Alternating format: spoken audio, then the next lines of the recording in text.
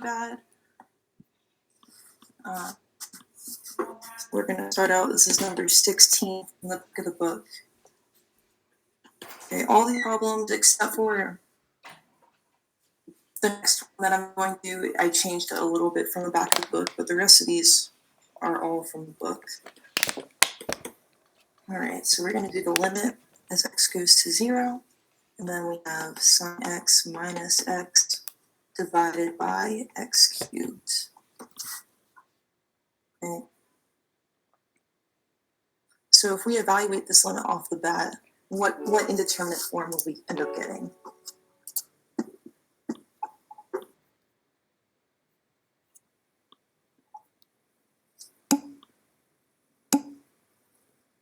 Yeah, exactly. We get 0 over 0. We have 0 minus 0.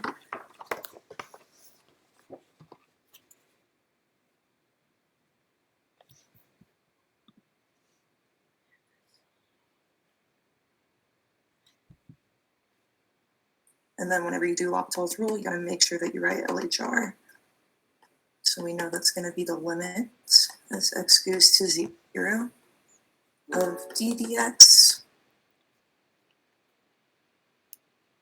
sine x minus x d dx of x cubed. Derivative of sine, we know is cosine. Derivative of x is just going to be 1. We have cosine x minus 1 divided by, and then we get our bottom part by power rule, so we're going to get 3x squared. And then from here, we can use direct substitution again, see if we get anything different. We're going to end up with 1 minus 1 divided by 0. And so we get 0 over 0. Meaning we're going to have to use L'Hopital's rule again. And you can kind of tell, especially if you have a sine x or e to the x on the top, and then you have a polynomial on the bottom, you can kind of see that you're going to have to keep using L'Hopital's rule until you get rid of that x on the bottom. So that's kind of an indicator if you end up with one of these types of problems. So we're going to have the limit as x goes to 0 of cosine, and we have the d dx of cosine x minus 1, and then we have d dx of 3x squared. Yeah, I mean you still have to use direct substitution each time, but if you have a function on top that's like sine x or e to the x, you know, these functions, when you take derivatives, they keep going in a loop. They'll never equal 0 when you keep taking the derivative of it. Does that make sense? So if you have a polynomial on the bottom, that's going to go away a lot faster than what's in the numerator. And the same thing will happen vice versa. If you have a polynomial on top and then a sine x or e to the x on the numerator or on the denominator. Yeah, that's all I was trying to point out by saying that. So taking the derivative of the top part, we end up with negative sine x. Taking the derivative of 3x squared, we're going to end up with 6x. Using direct substitution, we can evaluate that to get 0 over 0. Now I think this is the last time we're going to have to use L'Hopital's, because our next derivative, we can get rid of that x. So using L'Hopital's rule, we have the limit as x goes to 0, and then we have d dx negative sine x divided by d dx of 6x. Doing the derivative of negative sine x, we get negative cosine x divided by, and the derivative of 6x is 6. Why do we have to state the limit every time? Because we haven't actually evaluated that limit. Until you plug in whatever this is, you have to keep that limit there. Otherwise, you haven't completed the limit. Yeah, so that's how you know when to not keep your limit. You keep it there until you use this direct substitution, where we plug in 0, right? So we're going to use direct substitution and actually plug in 0, and that's when we're going to get rid of our limit sign. So we have negative cosine 0 over 6. We know cosine of 0 is 1, so we're going to have negative 1 over 6. So that's going to be our final answer. But just to recap, we know the limit as x goes to 0 of sine x minus x divided by x cubed is going to be equal to negative 1/6. Any questions over that?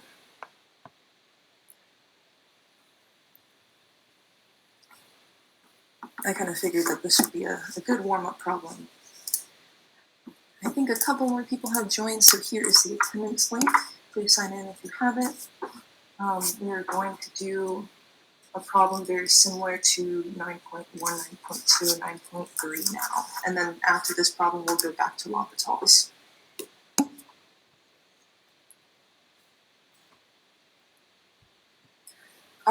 No. It's not always okay. So you're only allowed to use L'Hopital's specifically when you have an indeterminate form. So 0 over 0 or infinity over infinity. Well, I mean, there's other forms, like we said, like the infinity to 0. I'm trying to think of the 0 to the 0. There's also,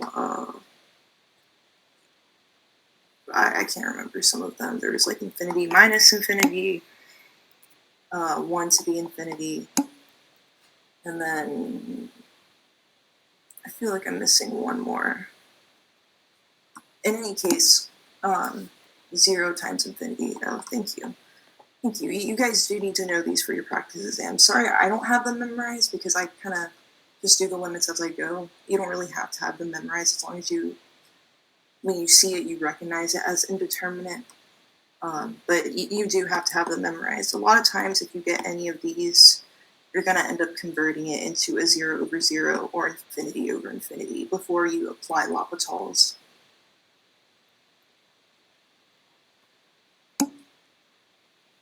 Yeah, no problem. But yeah, so it has to be one of these two really when you apply L'Hopital's. But these are also indeterminate. It's just we convert it to one of these first. All right. I think one more person has joined.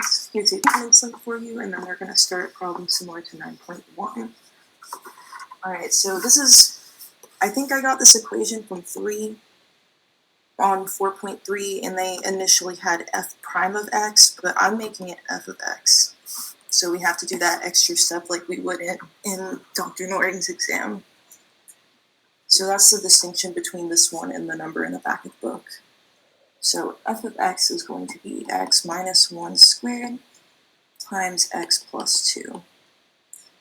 And then for,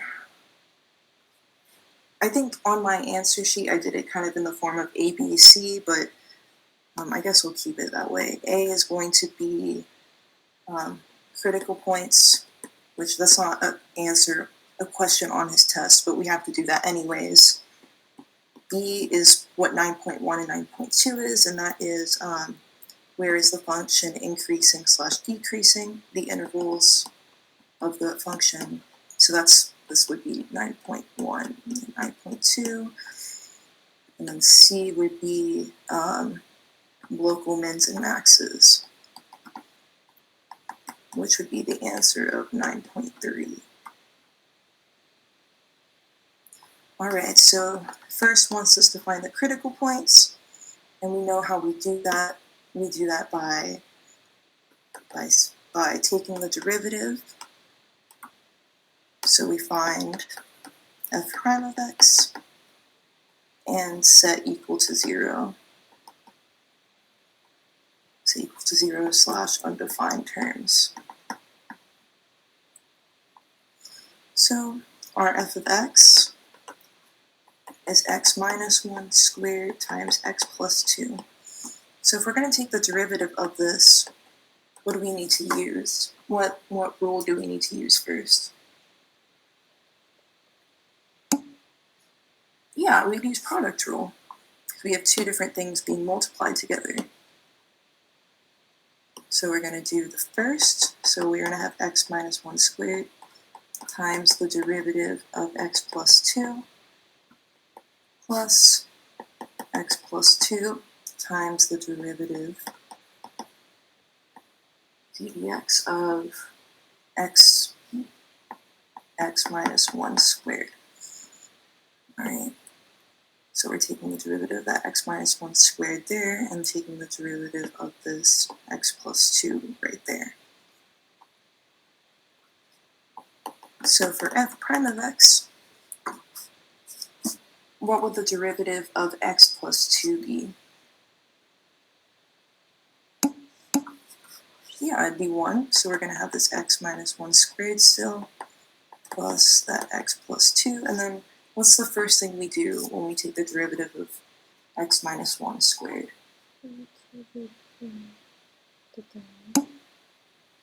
General, yeah. So we're going to have to bring down that 2 and then multiply it by ddx of x minus 1.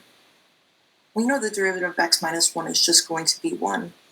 So I can just rewrite this as x minus 1 squared plus 2x plus 2. Oh, sorry, I forgot something. When I brought down that 2, I forgot to multiply it by our x minus 1. Yeah, Sophie, that's what I just realized whenever I was doing that. I'm sorry about that, but yeah. Yeah, good catch. Yeah, I forgot to multiply it by that x minus 1 because we used the power rule first and then took the derivative of the inside to get this derivative, which will just be 1. So this looks a little nasty, but we can simplify this a little bit because we see we have an x minus 1 right there and an x minus 1 right there, meaning we can factor out an x minus 1. Is everyone okay with that? Does that make sense? Just to make our derivative look a little nicer. So we have x minus 1, and so we're going to have 1x minus 1 still inside the bracket since there's 2 of them up there. So I'll highlight that. There's 2 of them. And then we're still going to have that 2 times x plus 2. And then we can just simplify what's inside those brackets. So we have f prime of x is going to equal to x minus 1. And so we're going to have x minus 1 plus 2x plus 2. So we're going to end up with plus 4. Yeah, I'm sorry, that was my bad. Yeah, plus 4. I wrote that and knew it was wrong, but didn't know what I did wrong. Yeah, thank you, Gabriel.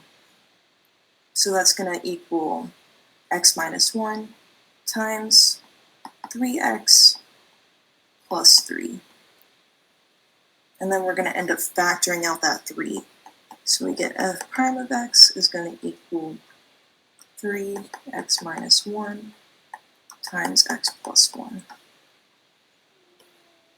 So this is our derivative that we were looking for, which isn't our final answer for part A, but we were looking for the critical points, so we're almost there. And then what do we do next when we look for critical points?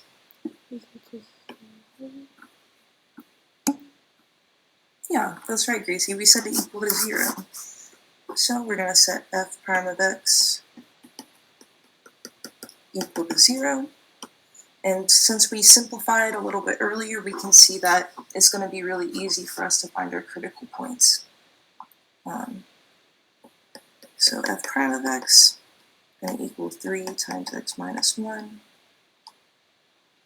times x plus 1 is equal to 0. We can divide by 3 to get those two things by itself, so we get x minus 1 x plus 1 is equal to 0.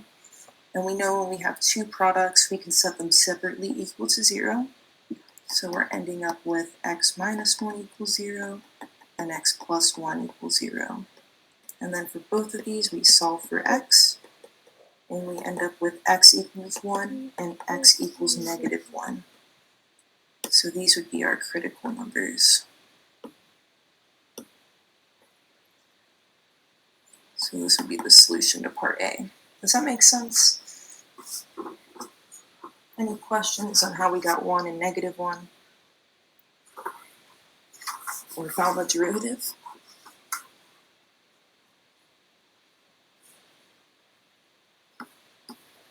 Okay.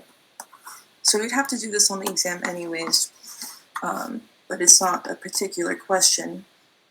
This next part is 9.1 and 9.2.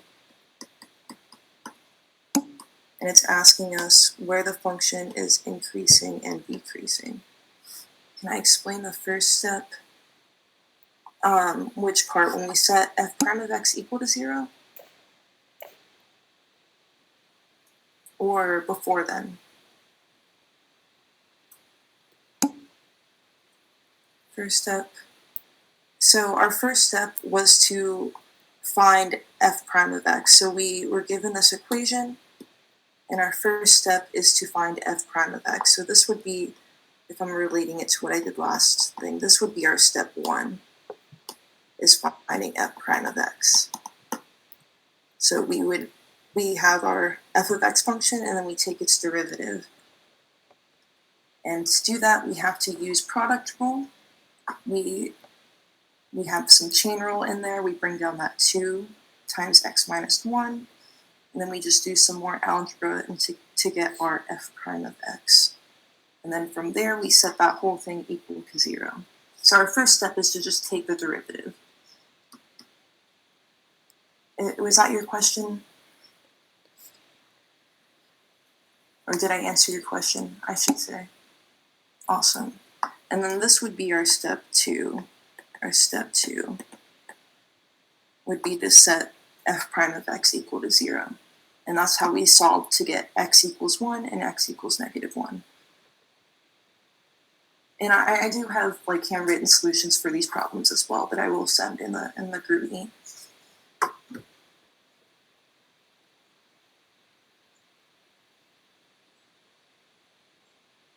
All right, and so our step 3, so I guess this would be our step 3, is so we want to create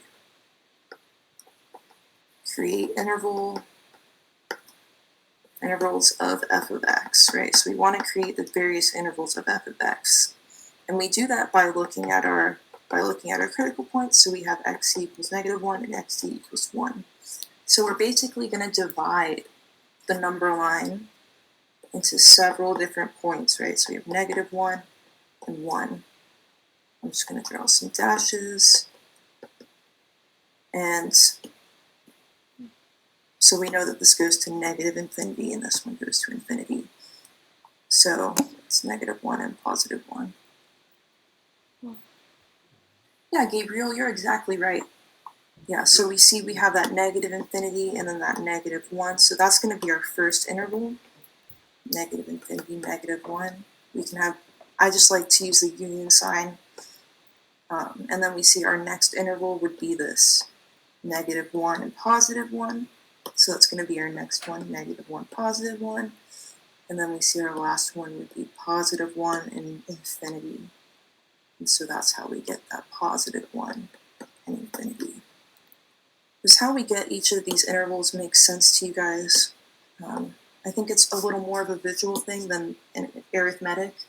I do want to make sure that you understand this part.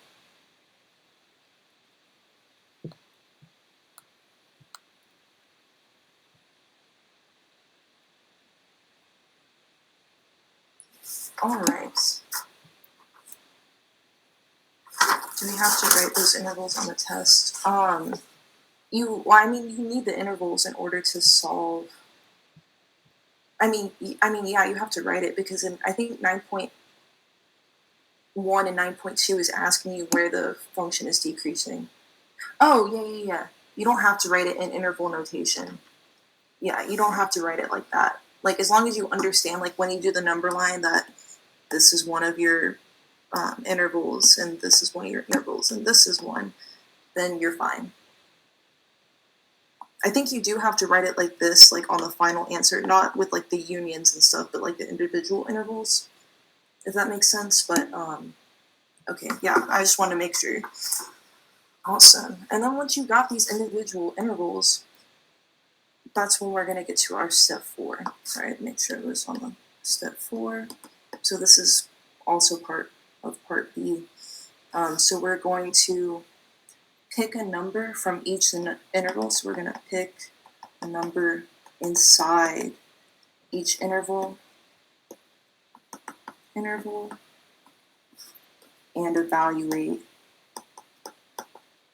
evaluate f of x, right?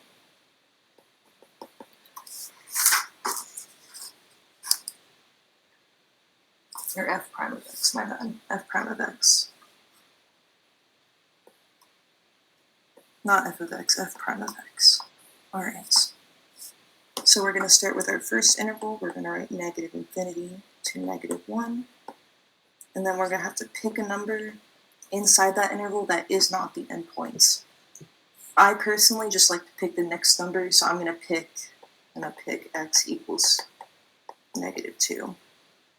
So for f of negative 2, well, I guess let me write f of x. Our f of x was 3, or f prime of x is 3 times x minus 1 times x plus 1. So we're going to have 3 times negative 2 minus 1 times negative 2 plus 1. Okay, so that would be 3 times negative 3 times negative 1 equals positive 9. So we know it's positive. Okay. And then our next one, from negative 1 to 1, we need to pick a number inside that interval. We're just going to pick x equals 0, so that makes the most sense. It would be better than picking x equals 1/2 or something. X equals 0 is the best one in this interval. So we have f prime of 0 is going to equal to 3 times 0 minus 1 times 0 plus 1 is going to equal to 3 times negative 1 times positive 1 equals negative 3. So we know that it is negative. And then our last interval, positive 1 to infinity. I'm just going to pick x equals 2. You can pick any number and it would still work. Any number inside that interval. So we're going to have f prime of positive 2 is equal to 3 times 2 minus 1 times 2 plus 1 is equal to 3 times 1 times 3 is equal to positive 9. So we know it's positive.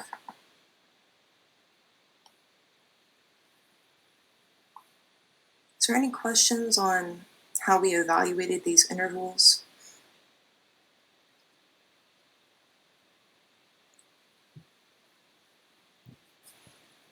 Because now we're going to write our answer to, and whenever we say positive, we really mean increasing, decreasing, increasing.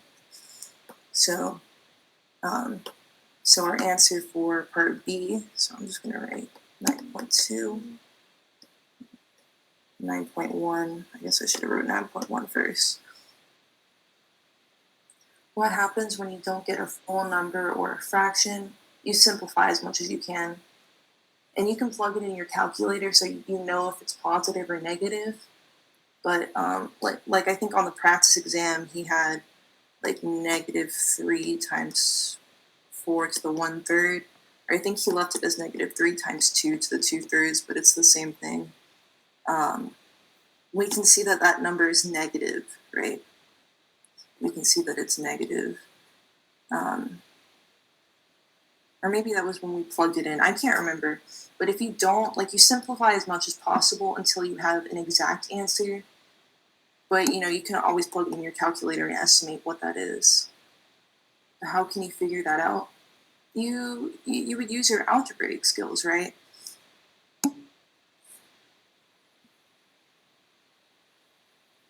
I mean, can you give me like a concrete example, Gabriel, of like something that you have trouble simplifying?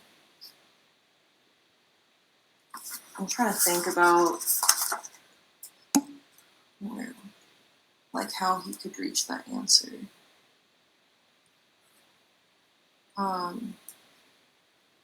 So on the practice exam, this is when we were in step 9.3 and we had to plug it in for f of x. And this was when evaluating at x equals -2. So when we plugged f of 2 into f of x, I think f of x was x minus 5 times x to the 2/3. So when we plug in 2 for that, we would get 2 minus 5 times 2 to the 2/3 is equal to -3 times 2 to the 2/3. Like, that's all you would simplify it to. You can square it and get that 4. But yeah, there's not like a whole lot more for you to do after you plug in the numbers. So do you kind of see where I'm getting at? Yeah, it's probably just, it kind of seems like that when you get crazy numbers, but yeah, I see where you're coming from. Right, so for the equivalent of 9.1, we would say f of x. I think the first 9.1 is increasing. If I'm wrong, please correct me. F of x is increasing on our first and last interval, so from -infinity to -1, and on 1 to positive infinity. And then for our 9.2, f of x is decreasing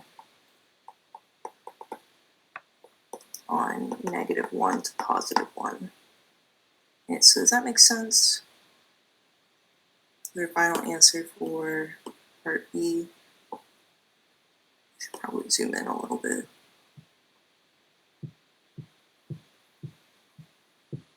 Right, and then our next step is the last step. So this would be for part C, where we find our local min/maxes. And we do this by, I guess this is our step 5. So we draw a number line, right? Similar to how we did in like step 2 or 3, I can't remember which one it was. And then we're going to add our critical points.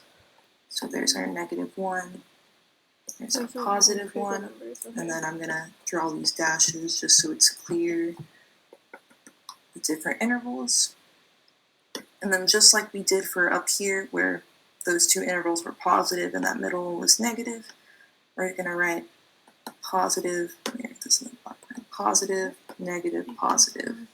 Right? I literally just write plus minus plus, so you know if it's increasing or decreasing. So I guess I'm just going to write increasing, decreasing, increasing. So you know it's going to be increasing, so it's going to go up, up, up, right until we hit this point. And then in our interval from -1 to +1, we know that it's going to be decreasing, so we're going to go down, down, down, down, down until we hit this point. And then our +1 to infinity is going to be increasing, so we go up, up, up. And from here, just from this visual drawing, we can see, oh hey, this is going to be a local max, and this one is going to be a minimum. Does this part make sense? How we determined that at -1 there's going to be a maximum, and at +1 there's going to be a minimum. We still have a little more work to do, but That's how we find which one is a local max and which one is a local min.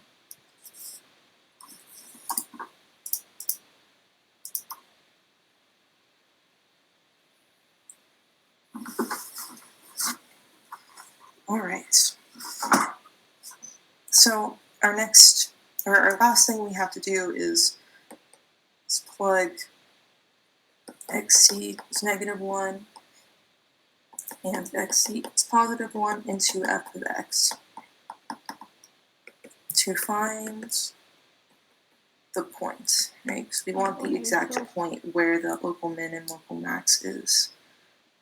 So our original f of x was x minus 1 squared times x plus 2. So evaluating x is equal -1, we're going to plug that into our f of x. So f of -1 is going to equal -1 minus 1 squared times -1 plus 2.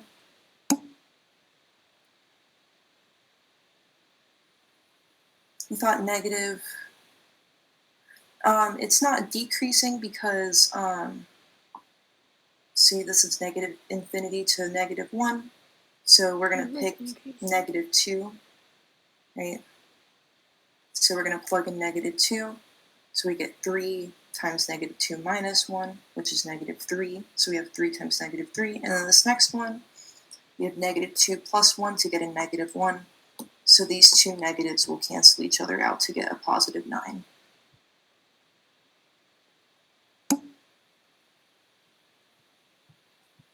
All right. Yeah, no problem.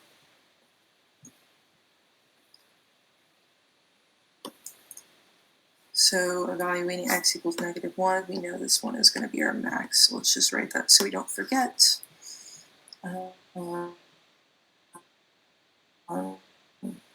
So simplifying, we can see that we'll get -2 squared times +1. It's going to equal 4, +4. So whenever we get that +4, we're going to write our interval, -1, +4. I'm just going to circle it, and let's say this is our max.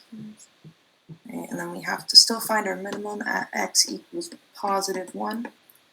So we're going to have f of 1 is equal to 1 minus 1 squared times 1 plus 2 is equal to 0 squared times 3 is going to equal 0. So we know we have our minimum at +1, 0. So that's our minimum. So this is the answer for 9.3, or part C, depending on how you're labeling this. We have our local maximum at -1, +4, and then our local minimum at +1, 0.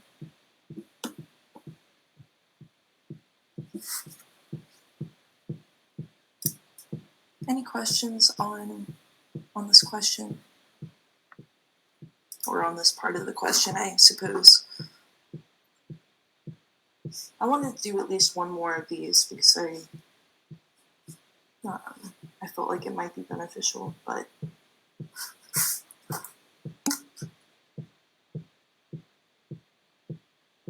I meant to do one more in addition to the one that we had on Tuesday.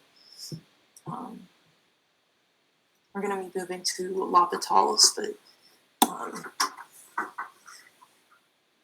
if you need more practice with this,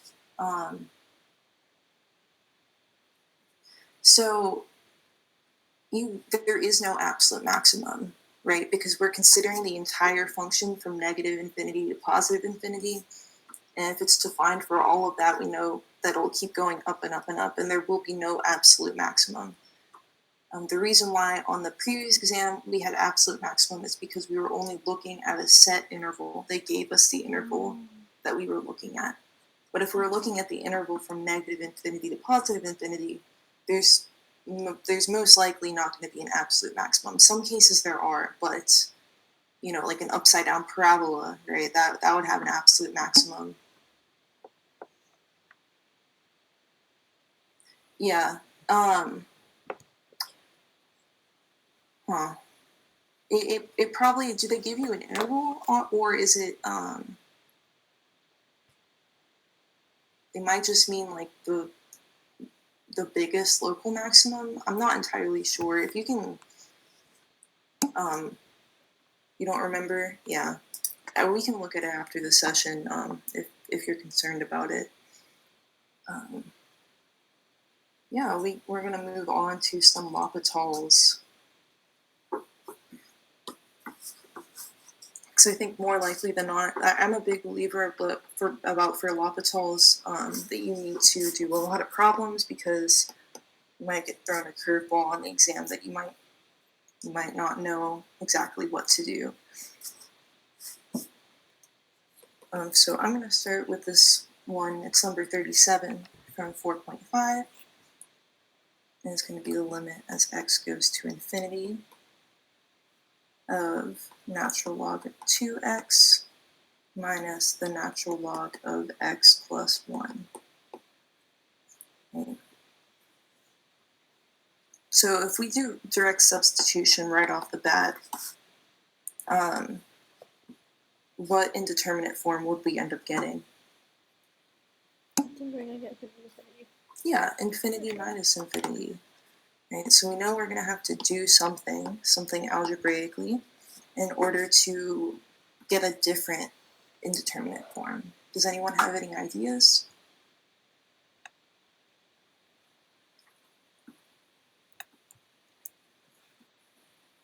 You can be. You don't have to be right. I'm just curious. Find the derivative. So for this one, we're looking for some algebraic properties. So do you guys remember our? I think Sophie, you had the right idea. You're talking about our log rules, right? We have a log rule where we have the ln of a minus natural log of b, that equals natural log of a divided by b. So we're going to use that in order to rearrange this to get a different indeterminate limit. All right. So rearranging that, we would get the limit as x goes to infinity, and then we'd have natural log of 2x divided by x plus 1. Right, and what happens when we evaluate that at infinity? I guess I should probably move that natural log outside and then move the limit inside, right? Yeah. You don't have to do this if you understand it, but limits have a property where you can move them in and outside parentheses and natural logs and things like that.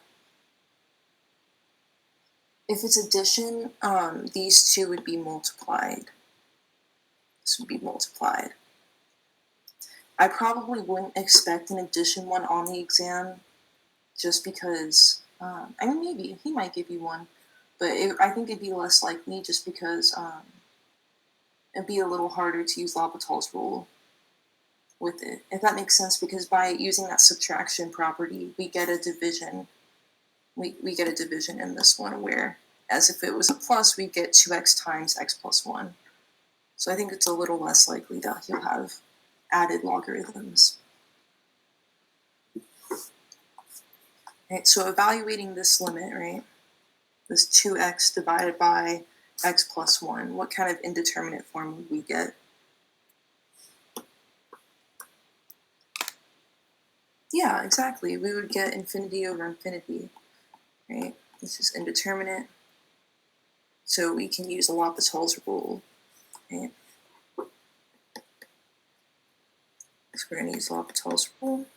We can still have this natural log on the outside. So we're going to have the natural log, and we're still going to have our limits.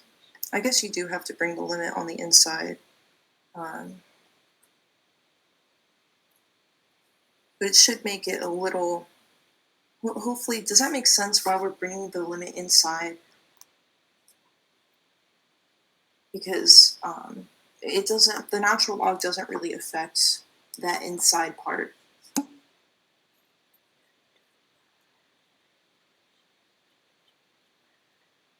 I think there should be a chapter that goes over like properties of limits. Yeah, it's kind of like constant. Like you can kind of move it around.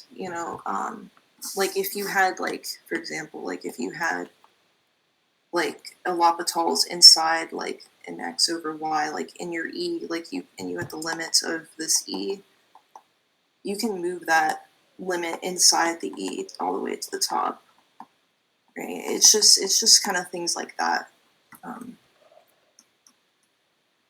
but yeah, that's it's just like you can, if one part of the function is being wrapped, if one part of the function is wrapping everything, but you have an indeterminate form on the inside of it, you can move that limit on the inside of it. I hope that made sense. So we're going to have ddx of 2x divided by ddx of x plus 1. And taking those two derivatives, you can see we have the natural log of the limit as x goes to infinity of 2 divided by 1.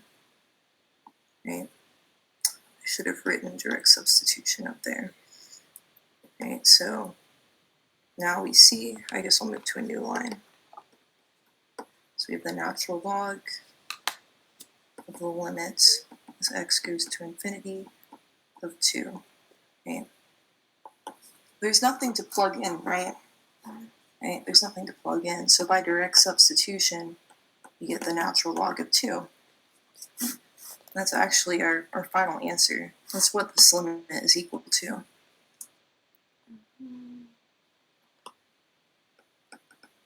So we have the limit as x goes to infinity of that natural log of 2x minus the natural log of x. So x minus 1? No, it's x plus 1 is equal to the natural log of 2.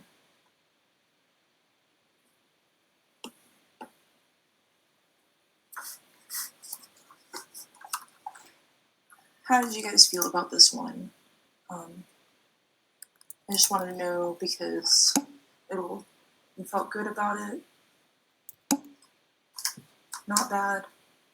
All right. All right. You forgot the log rule? Yeah.